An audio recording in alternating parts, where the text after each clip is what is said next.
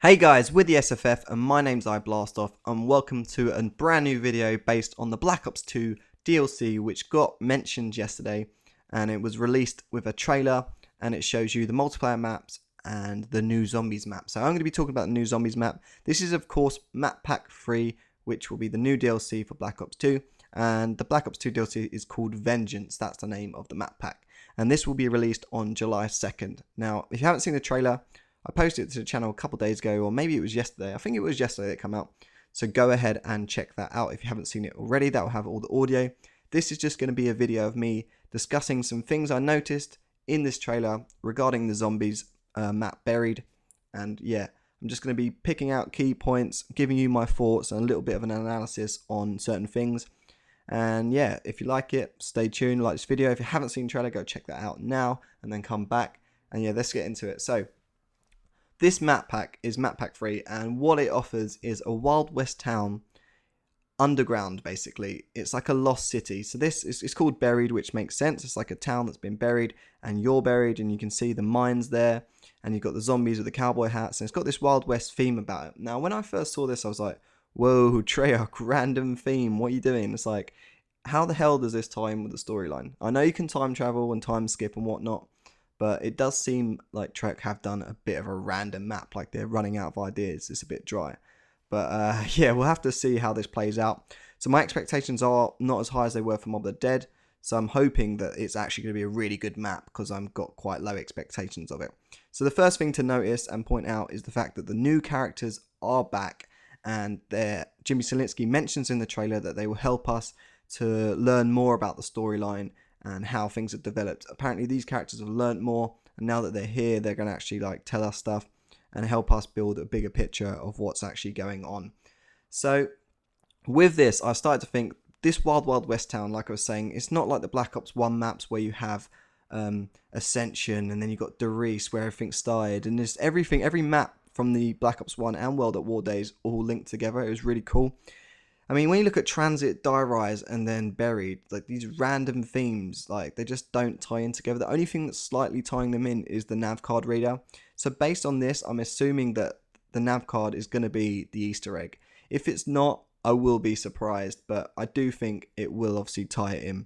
There's no reason these characters would be down underground had it not been for the Easter egg. So, yeah, talking about this, so the Wild West setting, it does look cool, and I'm not, like I said, I'm not that excited about it, but it could be really, really good. I'm keeping my expectations low and hoping that it's just going to blow my mind and be amazing.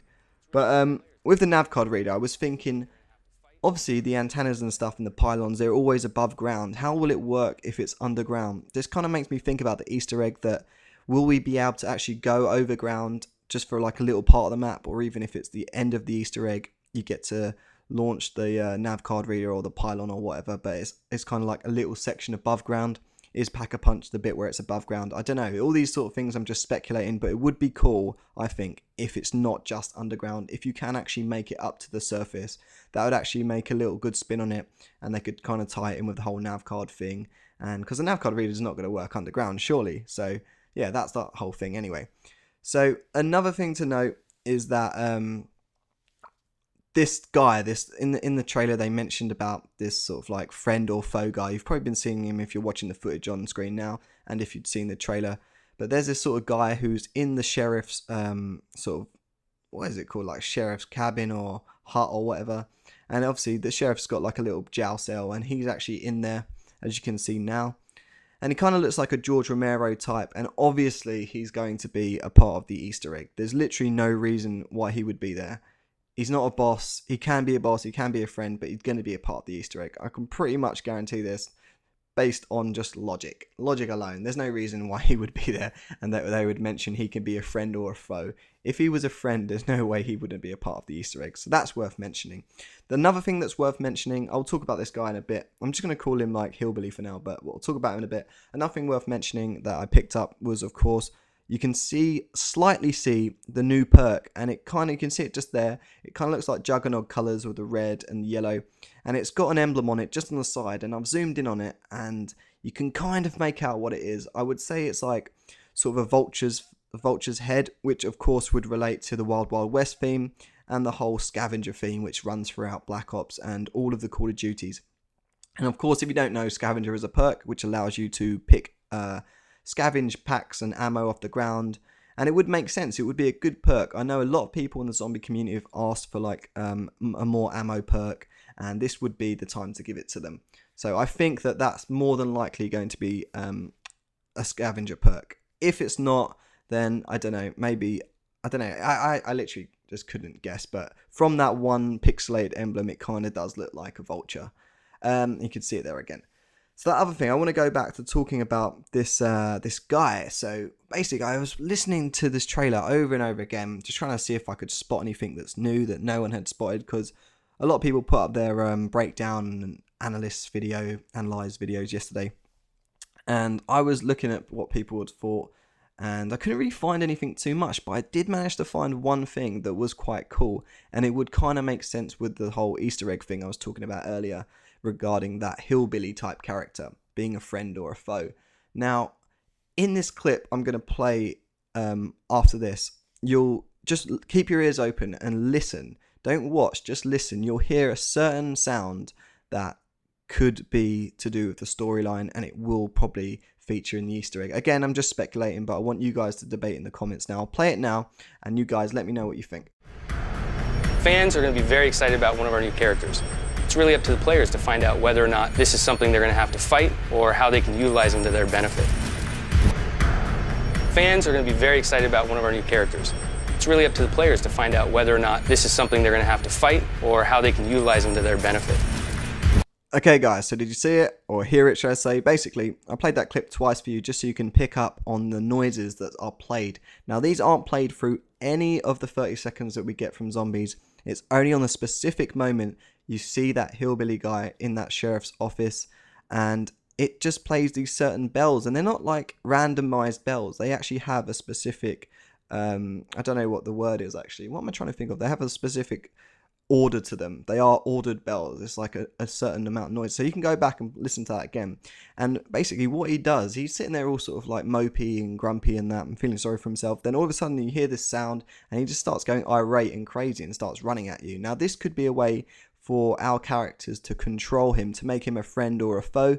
And it wouldn't be new for Black Ops Zombies Easter eggs to actually use sound. Like in Call of the Dead, we use the foghorns.